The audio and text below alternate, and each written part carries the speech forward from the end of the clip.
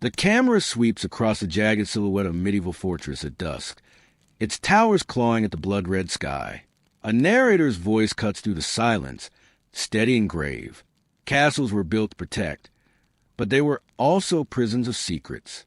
Within their walls, kings plotted betrayals, lords whispered treason, and behind the stone themselves, dark corridors hid darker deeds. We move inside. Torches flicker against damp walls, and a faint draft escapes from cracks in stone. To the untrained eye, it is nothing more than a fortress wall. But then the camera pushes in. A torch holder presses against the stone, and the wall shudders. With a low groan, the section slides open, revealing a hidden passage descending into shadow. This is no fairy tale trick. It was real. Medieval architects built secret passages not only for escape during sieges, but also for ambushes, espionage, and murder. In castles like Warwick, Edinburgh, and Croix de Chevaliers, masons carved out twisting tunnels, concealed doors, and murder holes, places where steel could strike before a scream escaped. The air inside such tunnels was stale, heavy with damp stone and old dust. The silence was unnerving, broken only by the echo of footsteps. Imagine a servant carrying food through one of these corridors, never realizing that above them, conspirators crouched in the dark, listening. These walls did not just whisper, they held the weight of plots that toppled dynasties. And so begins our journey into the hidden veins of medieval castles, passages where trust ended and murder began. The screen fades to black before reopening on the great hall of a medieval castle. Candles flicker in iron chandeliers, casting monstrous shadows across tapestries of knights and saints. The nobles feast below, goblets overflowing with wine. Yet what they cannot see is that, behind the carved wooden panels of the wall, men are listening. This is a spy passage, a hidden walkway constructed for surveillance. The narrow stone corridor runs parallel to the banquet hall, with tiny slits carved like arrow loops. From here, a lord could overhear the laughter, the whispers, and, most dangerously, the disloyalty of his guests. One chronicler tells us that in the 14th century, a nobleman in France was betrayed not in open battle, but at his own table. His enemies, knowing the existence of such passages, plotted against him from the shadows. When the signal was given, assassins slipped out of the hidden door, blending with servants carrying food. What followed was chaos.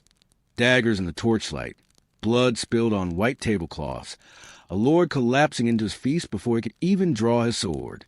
The castle was not merely stone and mortar. It was a machine of control.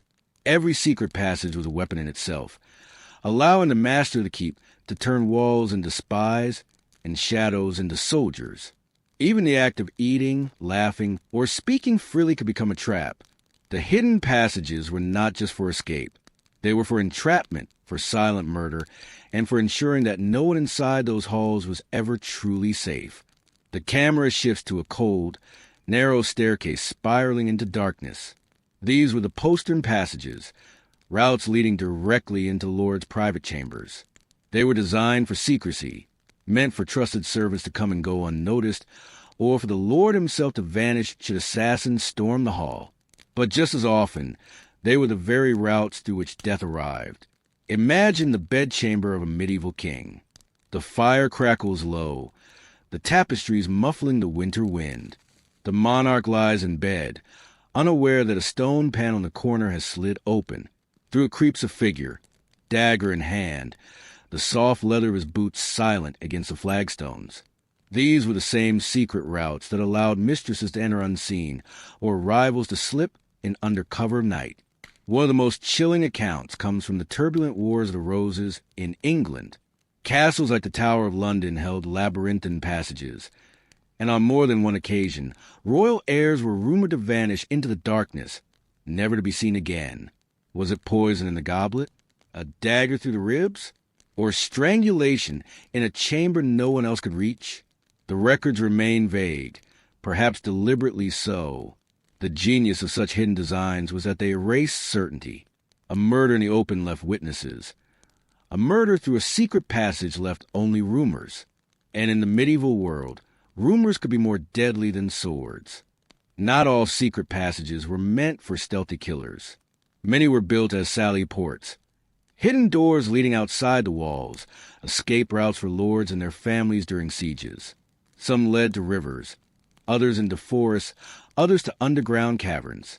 They were lifelines, unless they became traps. One account from a besieged German castle tells of knights attempting to escape through a secret gate at night, but spies had already betrayed them. Their enemies lay in wait. As the knights crept into the moonlight, swords gleamed, and within minutes the supposed escape became a massacre. Their corpses were dragged back through the same passage that had promised salvation.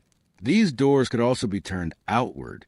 Assassins could enter the castle through the same hidden gates. Guards could be bribed, routes betrayed. Imagine a lord sleeping soundly, thinking his fortress impregnable, while killers slipped inside through a forgotten door meant for retreat. The very safety net became the knife at his throat. In medieval castles, there was no such thing as a passage built purely for safety. Every hidden door, every secret tunnel, could betray the one who relied on it. The same stone that protected could just as easily kill. The clatter of pots and the scent of roasting meat drift through the castle kitchens. Servants hurry in shadows, unnoticed by the feasting lords above. Few realize that these kitchens connected to a labyrinth of service passages, narrow hallways carved into stone, linking chambers without ever entering public sight. They were arteries of labor meant for efficiency. But in the world of medieval politics, they became arteries of death. Assassins did not always strike with steel. Poison was a silent blade, and these passages made it possible. A servant, bribed or threatened, could carry a goblet through a narrow stair and slip it onto the lord's table without suspicion. Sometimes the killer was not a stranger, but a kitchen hand who vanished into the walls after lacing a dish with arsenic. Chroniclers whisper of Italian courts where rivals fell in their own dining halls, their faces twisting in agony before collapsing into their plates. The corridors concealed not just servants but conspirators. Even a cupbearer might be followed by a shadow, a man who watched the food with murderous intent, waiting for the perfect moment to strike. The lords may have believed themselves safe behind walls of stone, but what they often forgot was that the greatest danger did not always lie outside the battlements. Sometimes death was cooked in their own kitchens, carried silently up narrow stairways where torchlight flickered against damp walls. Sometimes it arrived with a smile and a tray. In the stillness of dawn, a chapel glows with the dim light of stained glass. Candles flicker as monks chant, their voices echoing like ghostly hymns through vaulted stone. To any outsider, this was the safest place in the castle, a sanctuary. But behind the carved wooden altar, a small stone door creaks open and shadows slip inside. Many castles contained hidden corridors leading directly to chapels. They allowed lords to appear suddenly during services or vanish discreetly when politics demanded. But sanctity did not shield against ambition.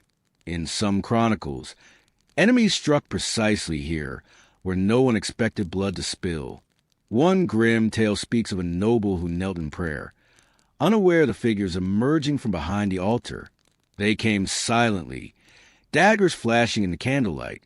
The monks froze mid-chant, their voices cut short by a scream.